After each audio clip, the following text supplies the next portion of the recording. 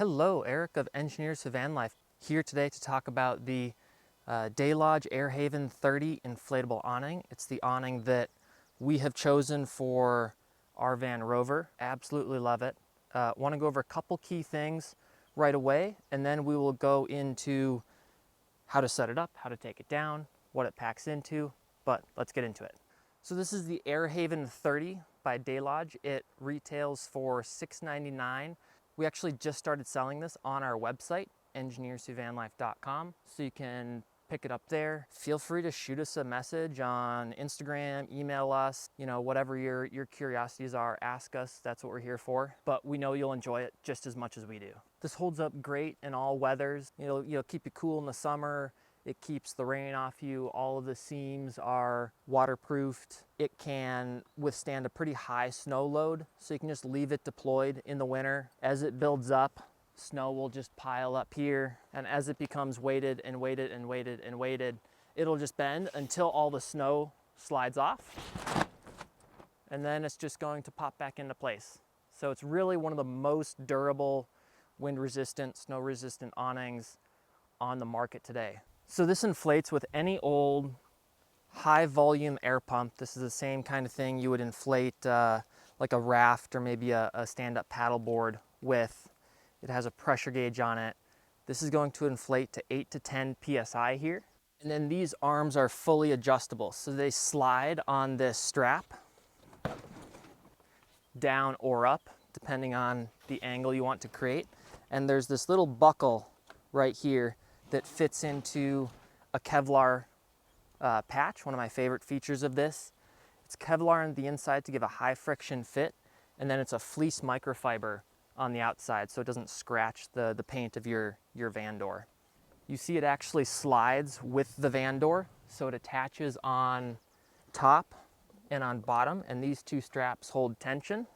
But there are other ways to mount this over the van door where you can slide the van door without it being attached. And then as far as construction goes, this is one big interconnected TPU bladder. It's the same technology used in windsurfing, so it's a ripstop and cross-stitched construction. And then there are all these connection tubes that you can open up and pinch off when you're setting it up and taking it down. But what I want to get into right now is just how do you take this thing up and put it away. So this is the Daylodge as it comes fully packed.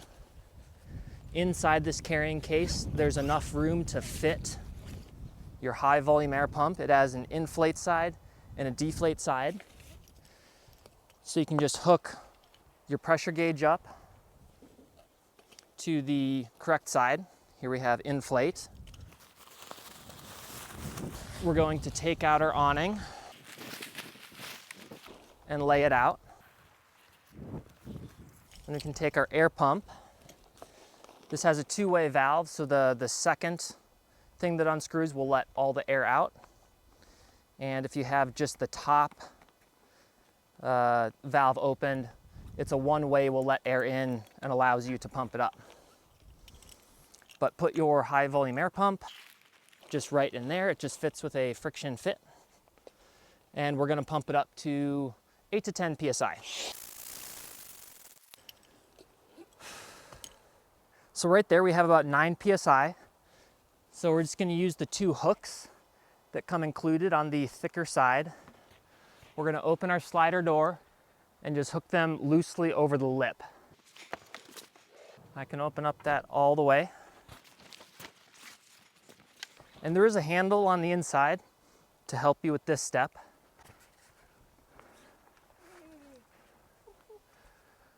But we're going to hook the top over the lip of the door, and then we're just gonna release these valves. So there's one, they're gonna inflate, and there's two. So without any wind, this will kind of stay where it is, but to cinch it down, we're going to pull taut on this bottom strap. So you can loosen it, hook it under the bottom lip of your slider door, and then just give it a nice tug taut. And we're going to repeat that on the far side. Loosen up slack, hook it over, and pull tug. And that's all there is to setting up this Daylodge inflatable awning. It'll slide with the door. We can leave this on overnight. It withstands wind actually quite great. We just had it out on the lower Deschutes, gusting about 26, 28 miles an hour. And this thing, there's nothing to break on here. There's nothing to take off. If anything, the arm will just slip. And if it gets pushed down, it's gonna take a nosedive down. But this, you see how much this bends? And it just always returns back to normal. So it can do that on both sides. Already slipped on this side. And if it gets taken up, it's just gonna slip. It's just gonna slip up. And you see right when the bottom of the arm hits this adjustable buckle here, it wants to stop. If you want to readjust that, all you have to do is move that middle buckle. So I'm going to let one side go just so I can move the buckle, and then I can slide this buckle down or up wherever I want the awning to be positioned. And this is something that you'll pretty much just do once and then forget. Hook it back, cinch it down, and then adjust it into this Kevlar pouch. And that's the Daylodge awning, and we're ready to take it down again. For takedown, you're just gonna start by unscrewing the second valve here and letting all the air out.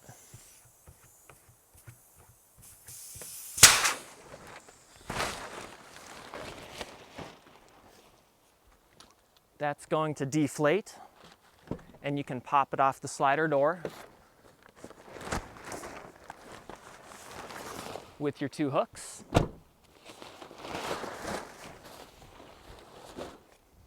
You're going to lay it out, and the first thing you're going to do is roll back the arms. So roll back the arms and pinch off the valve.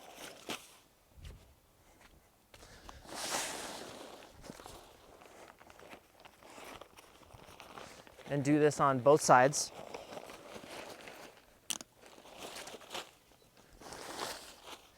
And then you're going to start at this corner, the one without the connection, and just start rolling that air out the main inlet. So right in half is usually where I like to go. Do that on both sides. You can close off your air valve if you want. And then we're just going to roll lengthwise. Again, this weighs about 7 pounds and packs into this nifty carrying case that's included. And there's a lot of extra room in this bag. Probably about half of it's taken up by the actual awning. And the other half, you can just throw your air pump in. So I detach the pump, put it in the bag, and roll up my hose. And if you kind of put the pump in at a diagonal angle, it'll fit just like that. Now I want to give you a closer look at some of the detail that has gone into this. So here's this, let's see if we can focus here. There we go. So here's this microfleece lined foot to this that's just going to rest against your paint. And you see we've had this set up quite a while. We've probably had 25 or 30 days with it deployed, and our paint is still perfect. So I'm confident saying that you're not going to have any damage to your paint with this hook. And same with the hooks. The hooks down here have a nice durable kind of rubbery finish to them, but they are a metal hook. So they're durable, they're not going to scratch the edge of your doors. We do have Raptor liner on bottom, but we don't on top, and our tops still look nice and clean. The other thing I want to point out is all of these loops that have been included in the center line. So you can actually hang, you know, all sorts of things. Clip some carabiners in here, get some lights strung up, and then same back here. You have loops, loops, loops, loops.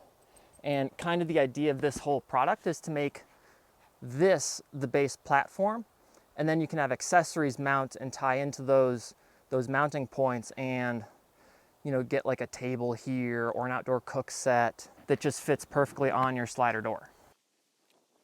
There are loops all along the outside for the same thing. So if this isn't quite enough shade coverage for you, you can just tie a sheet or a tarp, clip it in a couple places, and kind of stake it out wide to create a whole lot more shade. If you found this video useful, leave us a comment down below and let us know how we did.